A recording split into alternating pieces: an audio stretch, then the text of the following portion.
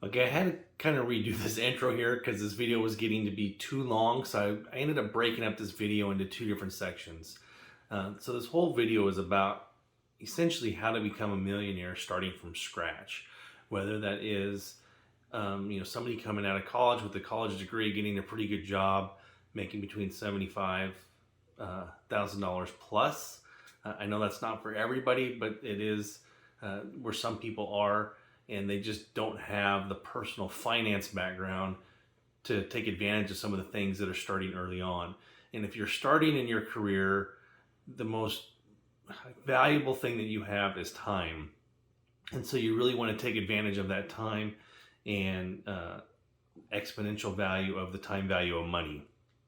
So this first section is about basically investing in the stock market, participating in your 401k, and starting a Roth IRA and that kind of stuff. Now, if you're making less than 75, there's some good information in here, and hopefully you're going to get to that point too where you can start taking advantage of some of those things. So you may want to watch this video anyway.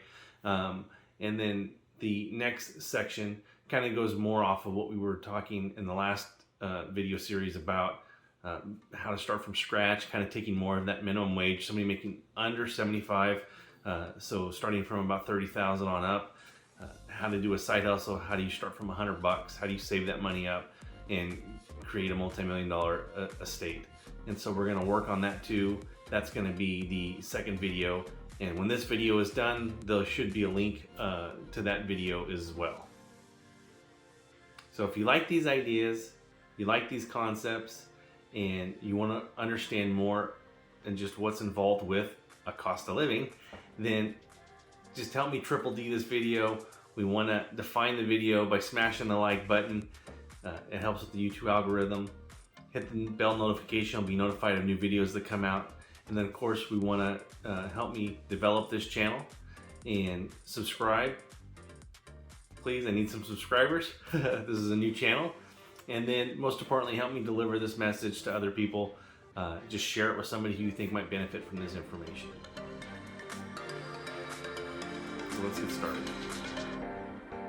Well, I'm Jim Costa. Welcome back to A Cost of Living. So in our last episode, we talked about retirement, and we talked about why 50% of people, if you just keep doing what you're doing, you're going to retire broke. So why you're going to retire broke and poor, and then another 30% are going to basically retire with a financial deficit. So only 20% of people right now, with the market the way that it is, only 20% actually make it to that $1 million mark and can somewhat retire a little bit financially independent. So what we want to do is we want to help you get to that 20%. We want to talk about how to get to that 20%.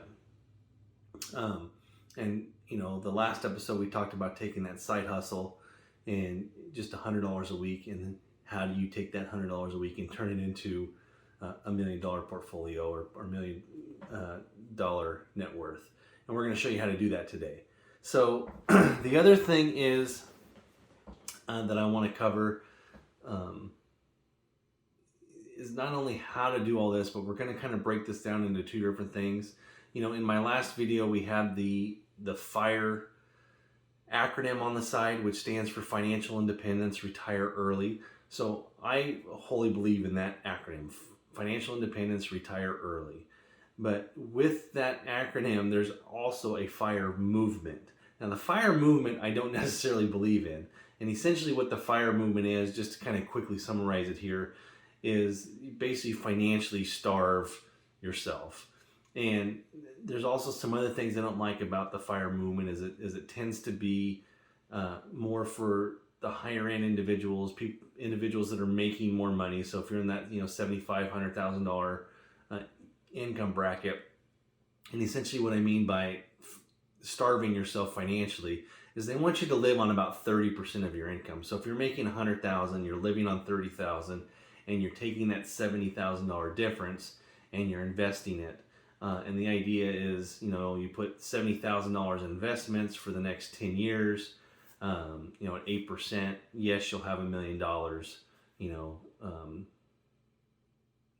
So at 8%, you'll have about $1 million, and at 10%, you'll have about 1.2. The stock market historically has given about 10% returns. So if you do the FIRE movement, yes, in 10 years, so if you're 20, coming right out of college, 25, right out of college, you can, if you're making $100,000, you can live on $30,000, financially starve yourself for 10 years, put that money away, and you'll have over $1 million based on a 10% return.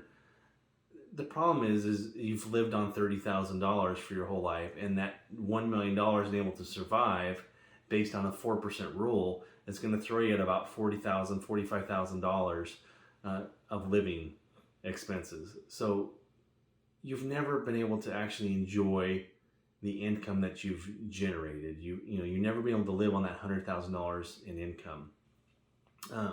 So we're going to tell you how to kind of still become financially independent, still how to retire young, relative to everybody else, and how to live a little bit more better lifestyle, I guess I should say, or at least have a little more financial independence. So in life, we pretty much have two assets. So those two assets that we have is time and money. And everything kind of relates around those two things. And unfortunately, most of people's life, they either have one or they have the other. It's very rare that people have both. And so that's kind of what we're hoping to do for you, is to get you to a point where you have enough money to live the lifestyle that you want to live, and at the same time give you enough time so that you can actually enjoy the fruits of your labor. And so let's kind of get to that. So I'm going to kind of break this down into two different categories. So we're going to have, and these kind of arbitrary numbers, but they are somewhat important because you have a little bit of different options and a little different commitments typically. I'm going to say anybody that's making over $75,000. So if you're $75,000 and above, you're going to kind of be in one category. And if you're $75,000 and above, you're going to kind of be in a different category. So let's talk about the $75,000 and above first. And typically, now I'm not going to say a rule of thumb, but typically somebody over $75,000 probably has a little more college education. They probably have some college debt. And so they have additional expenses as well. So when you have these additional expenses, you're going to have higher requirements. And so it has its own pitfalls with it. But if you have $75,000 and above income, you're probably working for a corporation or some type of company, and they're going to offer some different options to somebody that's making less than that. So the first thing that I want you to do is to take advantage of your company's 401k and your employee match. Now, even if you're making less than $75,000, a lot of companies, corporations will have this employee match. And typically the way that it works is, I guess first my little disclosure, I didn't add my disclosure here, is this is strictly for informational purposes, educational purposes. I'm not a lawyer, I'm not an accountant, I'm not a financial advisor. So, this is strictly for information. If you're going to spend money or do something, then, go seek the advice of a professional to make you comfortable. So with that said, so the employee match 401k plan, now people that are older tend to take advantage of this. Some people that are younger tend to not take advantage of this. They just want to bring home as much money as they can. But you're throwing away good money by doing this. And the way that a typical 401k match works is a company will allow you to put money in pre-tax dollars. So this comes out of your check before you even see it.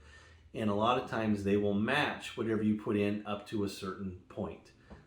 Typical is 3%. I've seen it as high as 10%. Again, you want to check with your employer and see what they do. There's all kinds of different variants. Sometimes they'll match you 3% to 5%, and then anything over 5, they'll match you 50%. But let's just take $100,000 income, just because the numbers are simple and they work out, and kind of show you how this works. So if you have $100,000 in income and your employer is going to match you up to 3%. What that means is you put in $3,000 and they're going to match and they're going to put in $3,000. This is an incentive for employers to kind of get people to stick around a little bit longer, and just be an incentive to their employees. And so there's a couple things with this. One is this is pre-tax dollars. This comes out of before you even see your paycheck. So it's kind of out of sight, out of mind. You set this up ahead of time, you're never going to miss this money. It's just going to come out of your paycheck and it doesn't really affect you on a monthly basis. But the plus side is you're putting in $3,000 and right away you're doubling your money. Your company's putting in $3,000. That, my friends, is a double D. So that's a double D on your investment. Now, the flip side to this is a lot of times there's an vested interest in this. And what that is any money that you put into a retirement account, that's your money. The company's not going to keep that money. This question comes up once in a while. If I put money in, what happens if I leave the company? Well, any money that you put in, that's yours. You take that with you, roll it over to your next IRA. So let's say you're there for 2 years, you put in $6,000, that money's yours, it goes over to your next account, wherever you want to roll it. The money that the company puts in, again, there's different vesting plans in these. Typically it's 5 years. So what it is that every year that you stay with the company, you're going to be vested 20%. So whatever the company puts in, after 1 year, 20% of that money is yours. After 2 years, 40%. After 3 years, 60%. So after 5 years, you're 100% vested. So what that means is the company will continue to match and continue to put money in for you. You go leave the company, 100% of that is yours. 100% of yours is yours. 100% of what the company puts in is yours. You take all that with you. So we're going to use those numbers. We're going to say 5 years is what you're going to stay with the company. Regardless if you move on, you're just going to do the same thing. So if you want to change jobs every 5 years, that's up to you. That's just going to keep rolling with you. Now the other thing, and this is regardless of how much money you make. So if you're making $40,000 a year and your company offers this, take advantage of it. It's free money. You're doubling your money. So do this. And one of the biggest things that you have is time. This is a retirement account. You can't touch this money to 59.5 anyway. Now, there are some exclusions. You can take money out for schooling and for your home and that kind of stuff. So there are some ways to take some money out. But for the most purposes, this is your retirement account. This is invested in you, the future you. So you want to take advantage of that. And again, if you're making $40,000, put in whatever the company's going to match. After the company matches, what you're going to do is if you're making $100,000, $75,000 plus, I want you to take about 10 to 15, somewhere between 10 and 20%. So somewhere between 10 and 20% of your salary, that should be going into a retirement account. That should be going into your future you account. Most people that are on that track, so if you're in your 20s and you're in that 75 to 100 grand tax bracket, or even in your early 30s, you're kind of on that corporate ladder, that corporate structure. You're going to continue to move up. Your income's going to continue to go. That tends to be the trajectory that you're on. And so for you guys, you tend to have money. I mean, you're in the higher income bracket, but you don't have time. Your job is taking up so much time. You're working nights, you're working weekends. Either you're on salary, which means you're not working 40 hours, you're working 50, 60 hours. So time is very valuable to you, but you have extra money. So when you have that extra money, you need to be investing it. And so we'll take a look at what this does and how this looks. But we want you to take 10 to 20% and put it into what's called the Roth IRA. Now this is just my suggestion and what I would do, because you're putting money into the pre-tax dollars and that's coming out. Now you're actually getting a paycheck. So you're getting a paycheck, and then what's left, you've already paid taxes on this money. So they've already taken their taxes out, and now you have this income coming in. When you have this income coming in, the government allows you to set up this Roth IRA. And what the Roth IRA does in 2021, the maximum that you as an employee can put into a retirement account is $19,500. Okay, well, you've already put in 3% with your employer match, which is $3,000. So that leaves you $16,500 maximum that you can put in. If you can afford to put that in, go for it. But let's put the 15%, which is $15,000. Again, nice round numbers, makes sense.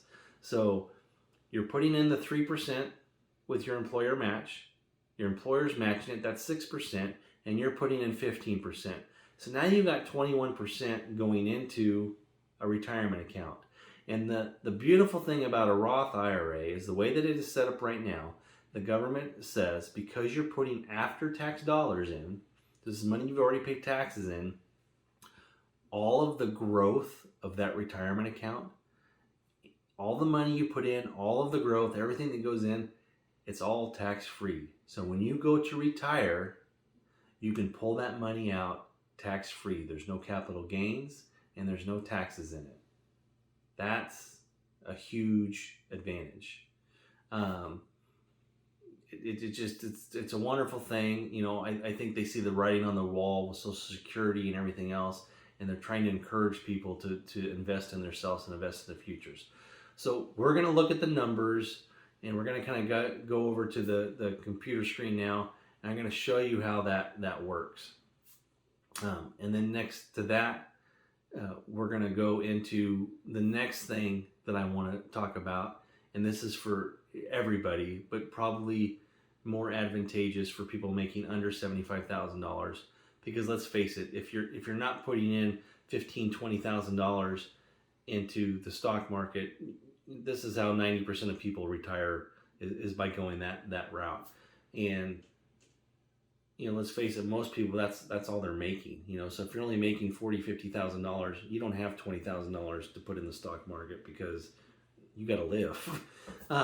So we're going to look at a different avenue, which is real estate. So let's cover the retirement investments first, or the investments, and then we'll go into real estate.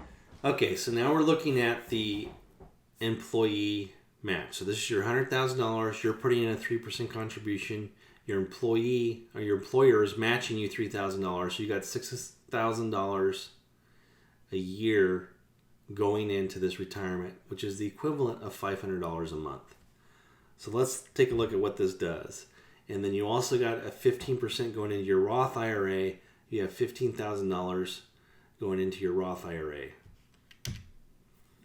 So 30 years. Now, why are we looking at 30 years? Because you can't take distributions until 59 and a half. So we're assuming that you're going to be in your 20s and 30s. And again, if you're later in life, if you're in your 50s, there is a catch-up phase and you can actually put more money in. Again, these are for people making larger amounts of money.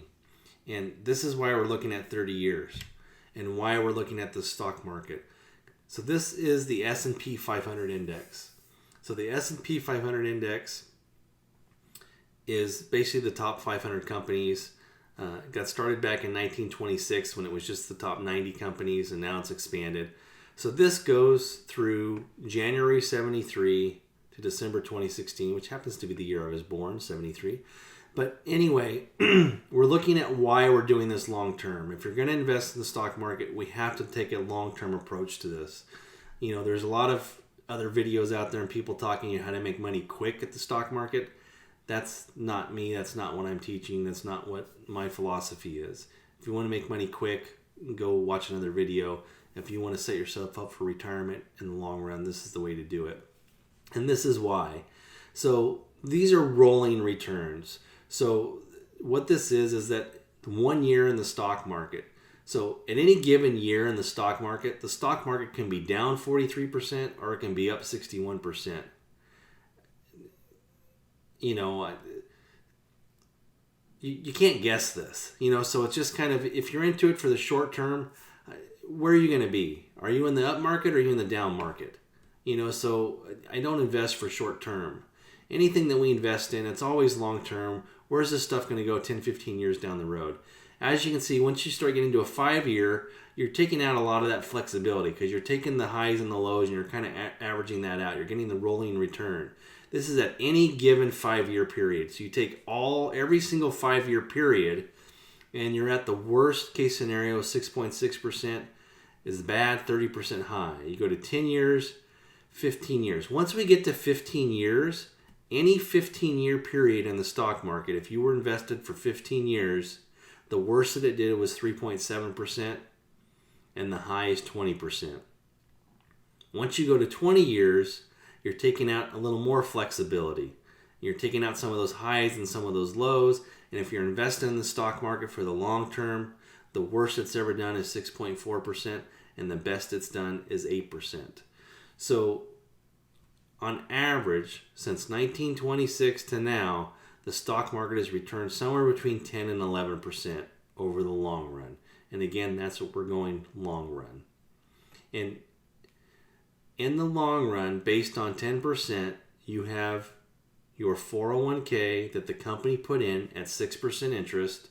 6%, your 3% and the company's 3%. You'd have $1.1 million after 30 years. And in your Roth IRA, you'd have $2.8 million. You'd have almost $4 million at the end of your retirement.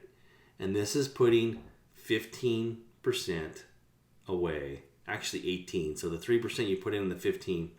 So this is investing 18% of your salary for the future you based on a 10% return, which is what it's averaged. Now you can run these numbers at 8%, at 12%. You can do whatever you want. The point being is this is one way to retire a multimillionaire if you're making larger amounts of money. And this doesn't even account for, this is 30 years. So, your income is going to continue to go up over those 30 years. But you also have appreciation, which is going to bring this down. And we'll touch on that in the next section. So that is just one avenue. So the next thing that I want to talk about, which I'm really excited to talk to you about, is the next avenue, which is real estate. And let's get into that.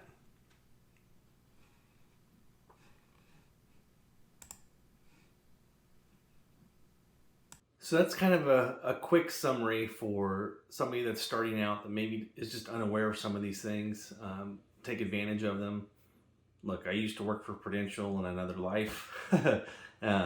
So I do know what I'm talking about on some of this stuff. But again, this is just for informational purposes. Now, the next section that I want to talk about, and I'm completely excited about because it's how the route that I chose to become a multimillionaire. It's just the way that I feel is the easiest. There's so many more advantages to it. And it really gets to that thing of mastering other people's money and other people's time. And that's real estate. So the next section, you should learn a lot of information.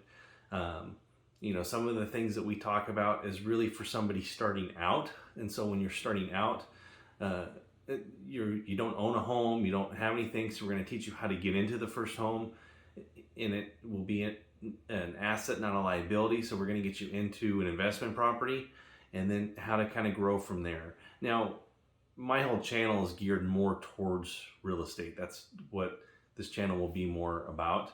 And so we're going to talk about how to get into real estate that's you're not going to move into, just strictly investment property. I've seen some other channels out there and guys that I like to watch. The problem is they're in markets that are, $1 million homes, and they're buying $1 million rental property. That just doesn't fly, and they're making millions of dollars on their YouTube channels, and they're, putting down $300,000-$400,000 down on a house.